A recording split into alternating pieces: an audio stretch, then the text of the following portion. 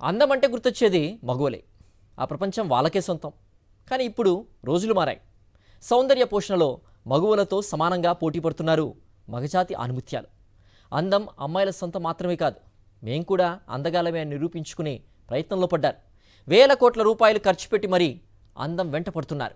అందం అంటే మహిళలకు సంబంధించిన అంశం అనుకునేవారు ఒకప్పుడు. కానీ ఇప్పుడు ట్రెండ్ మారింది. అబ్బాయిలు కూడా అందం కోసం వెంపర్లాడుతున్నారు. హ్యాండ్సమ్ గా కనిపించేందుకు ప్రతి నెల వేలల్లో ఖర్చు చేస్తున్నారు. పెడిక్యూర్, ఫేషియల్, మానిక్యూర్ లాంటివన్నీ ఇప్పుడు పురుషులకు కూడా అందుబాటులోకి వచ్చాయి.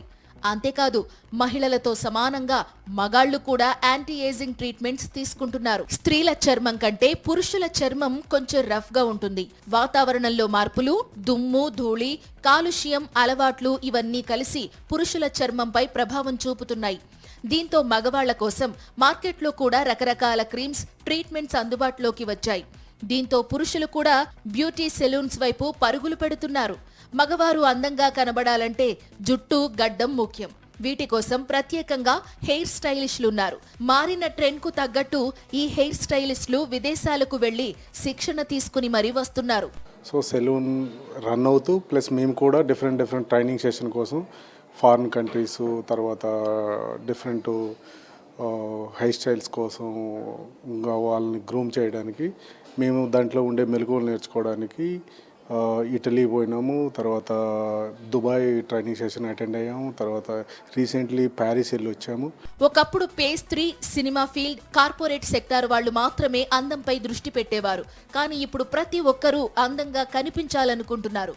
కాస్త డబ్బులు ఖర్చు పెట్టగలిగే వాళ్లంతా గ్లామర్ పై స్పెషల్ ఫోకస్ పెడుతున్నారు.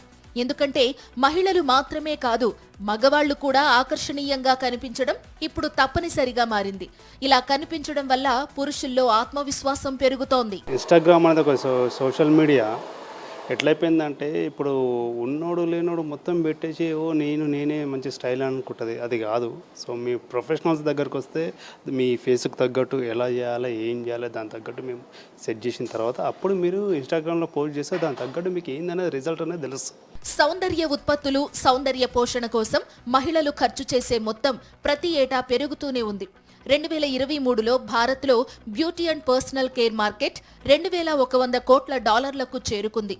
మరో 3 ఏళ్లలో అంటే 2028 నాటికి ఈ మార్కెట్ $3,400 కోట్ల చేరుకుంటుందని ఒక అంచనా. ఇప్పుడు ఈ మార్కెట్లోకి పురుషులు కూడా ప్రవేశించడంతో అంచనాలకు మించి మార్కెట్ క్యాపిటల్ పెరిగే అవకాశం ఉందంటున్నారు నిపుణులు. బేడ్ అయితే చాలా మంది అడుగుతున్నారు.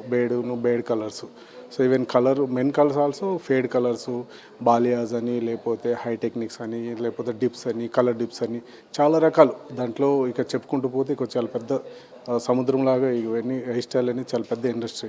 2023లో పురుషుల beauty and personal care market 11% వృద్ధి చెందింది. 2 ఏళ్ల కిందట దీని టర్నోవర్ 31,000 కోట్ల రూపాయలు. 2028 చివరి నాటికి పురుషుల సౌందర్య పోషణ మార్కెట్ విలువ 80,000 కోట్ల రూపాయలకు చేరుకోవచ్చని అంచనా వేస్తున్నారు. ఫేషియల్స్ మా దగ్గర ఫేషియల్స్ బాగా అవుతుంటాయండి. సో మీకు before and after skin tones కానీ ఎలా ఉంది, డైలీ రొటీన్గా ఎలా యూజ్ చేసుకోవాలి, ఏంది అన్నీ మన దగ్గర అవైలబిలిటీ ఉన్నాయండి. చాన్నాళ్లుగా పురుషులు వస్త్రధారణపై మాత్రమే దృష్టి పెట్టారు. ఆ తరువాత ఆభరణాలపై ఎక్కువగా మోజు పెంచుకున్నారు.